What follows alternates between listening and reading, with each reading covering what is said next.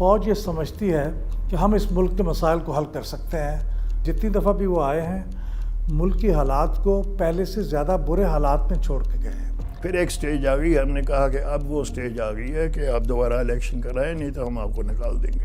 یہ ہم نے بھٹو صاحب کو کہا میٹنگ میں. پاکستان کا ایک طرح سے شروع سے ہی جمہوریت کا مسئلہ اس لیے بھی رہا ہے کہ تاریخی طور پر تو یہ کوئی جمہوری ریاست تو تھی نہیں. عوام کا حق تھا یہ کہ میں اگر عوام کی توقعات پہ پورا نہیں اترا تو مجھے اقتدار میں رہنے کا کوئی حق نہیں ہے. یہاں تو فیصلہ کسی اور نے کیا.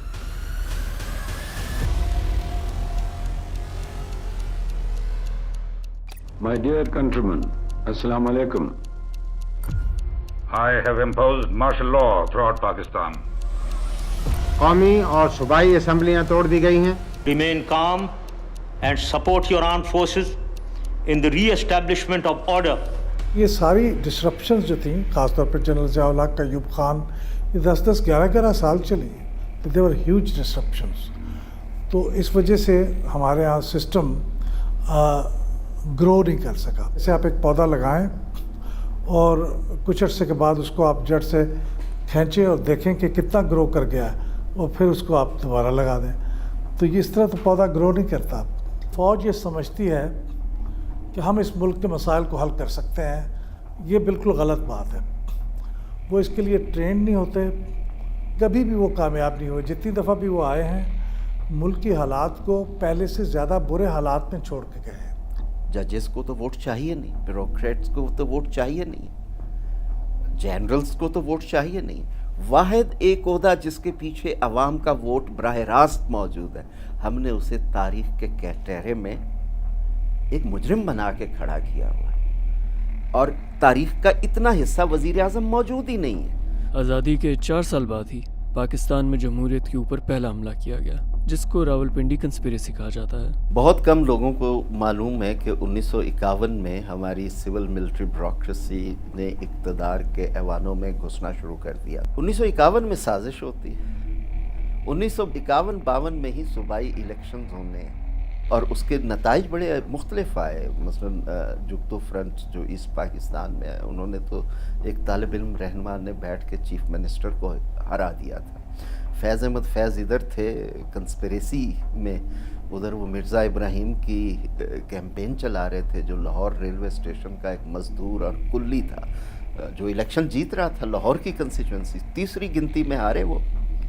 تو تب سے یہ محاورہ ہے جھرلو پھر گیا. Militarisation is not just question of کہ یہ کوئی ایک دور کی بات ہے, یہ ایک ہماری پوری تاریخ کی کہانی ہے. اور یہ جو تاثر ہے کہ جی جب ایک دفعہ مارشل لاء ختم ہو گیا تو اب جمہوریت جو ہے نا وہ آسمان کو چھو رہی ہے, یہ تو میرا خیال ہے اگین ویری سمپلسٹک.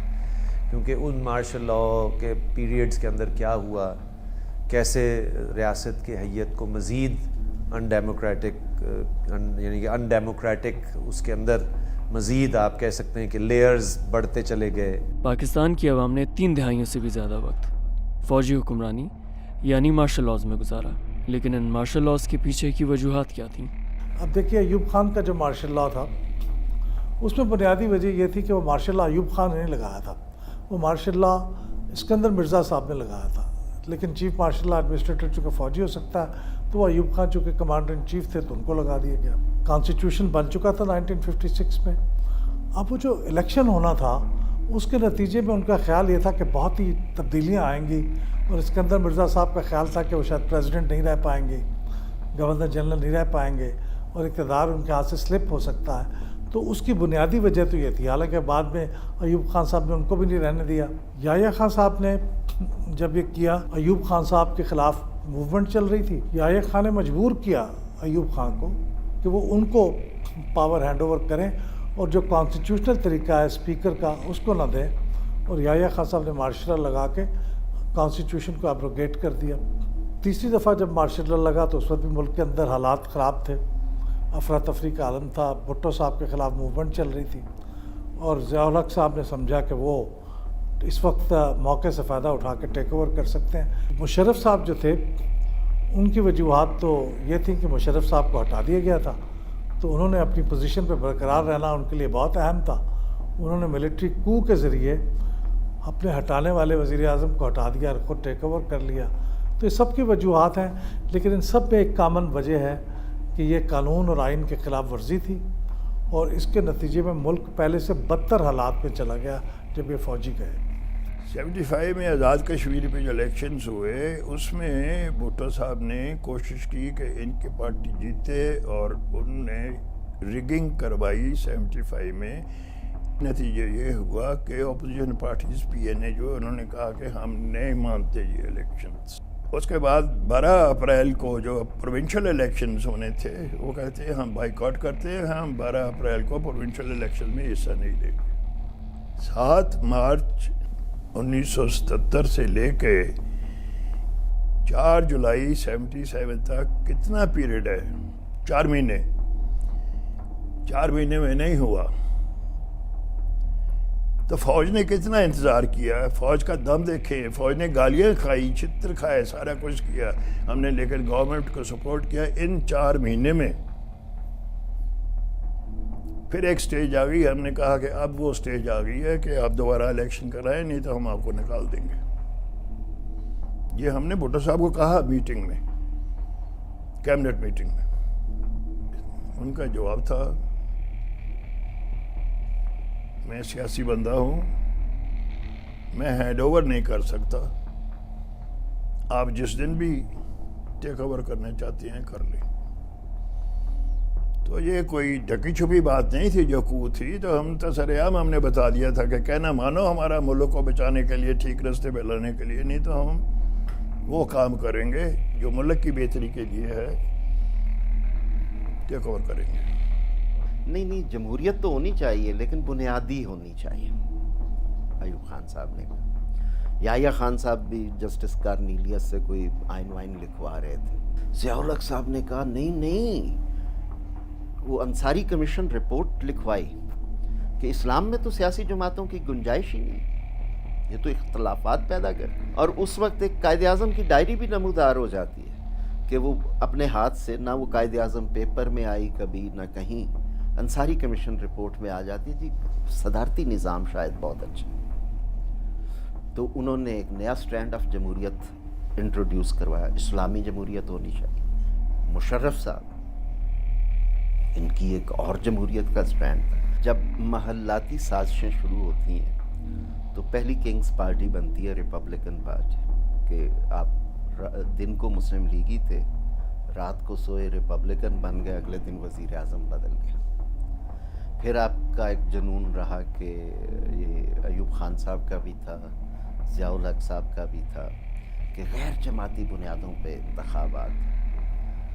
उन्हें भी असम्बली के अंदर आके कन्वेंशन मुस्लिम लीग बनाना पड़ी, दूसरों ने भी ऑफिशियल मुस्लिम लीग बनी, जिसके बाद में कई धड़े बने और आज भी मौजूद हैं। फिर हम पैट्रियट्स बनाते हैं, सब कुछ करते हैं। पॉलिटिकल पार्टी के इंस्टीट्यूशन को आप जितना नुकसान पहुंचाएंगे उससे ट्रिपल नुकसान आपकी जमहूरियत को पहुंचेगा। क्या पाकिस्तान की तारीख का भी इस खस्ता हाल जमहूरियत में कोई किरदार था? क्या पाकिस्तान पैदाइश से ही एक जमहूरी रियासत नहीं थी? क्या पाकिस्तानी कौम एक कौम नहीं थी? पाकिस्तान जमहूरियत की प्रोडक्ट है। अगर जमहूरियत कमज़ोर होती तो पाकिस्तान ना होता। उसकी वजूहात हैं। जो तहरीक थी जिसको हम सेलिब्रेट करते हैं करारदाद पाकिस्तान की सूरत में या जदोजहद की सूरत में, वो सियासी जमातों ने चलाई। दूसरे नंबर पे जो फ़ैसले हुए, मोतबर फ़ैसले तारीख़ में, वो इंतखाबी अमल के नतीजे में हुए कि 1937 के इंतखाबात के नताइज वो ना होते तो शायद 1940 ना आता, और 1946 के इंतखाबात ना होते तो फिर शायद तो ये सारा जमहूरी अमल था।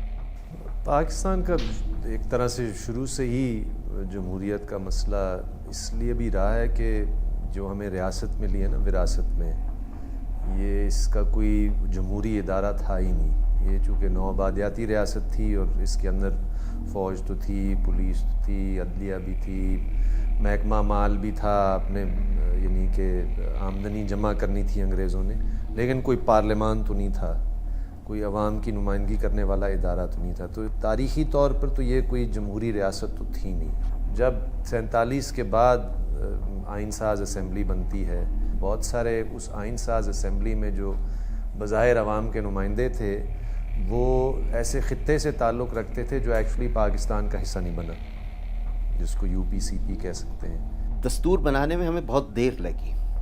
جب بنایا ہے 1956 میں تو بدقسمتی سے صرف 928 دن چلایا، اور پھر میجر جنرل سکندر مرزا اس وقت کے وزیر اعظم فیروز خان نون کو خط لکھتے ہیں کہ جناب مجھے لگتا ہے کہ ملک اور دستور اکٹھے نہیں چل سکتے۔ دستور روح ہوتی ہے ملک کی، اگر آپ روح قبض کر لیں تو جسم مر جاتا ہے۔ پھر پارلیمنٹ دماغ ہوتا ہے جو سوچتا ہے، بحث کرتا ہے، مباحثہ کرتا ہے۔ 1958 سے لے کر 1962 تک پارلیمنٹ غائب، دماغ کے بغیر ہیں۔ پھر 72 تک پارلیمنٹ نہیں ہے، 69 to 72۔ پھر 77 سے لے کر 85 تک پارلیمنٹ نہیں ہے، 1999 سے لے کر 2002 تک پارلیمنٹ نہیں ہے۔ اور پھر کہیں کہ جی جمہوریت کمزور ہے۔ عوام کا حق تھا یہ کہ میں اگر عوام کی توقعات پہ پورا نہیں اترا تو مجھے اقتدار میں رہنے کا کوئی حق نہیں ہے۔ یہاں تو فیصلہ کسی اور نے کیا۔ لیکن چند با اختیار لوگوں نے موقع ملنے کے باوجود پاکستان میں جمہوریت کا تختہ نہیں پلٹا۔ نہایت ہی برے حالات میں بھی کئی چیف آف آرمی اسٹاف ایسے گزرے ہیں جنہوں نے ٹیک اوور نہیں کیا۔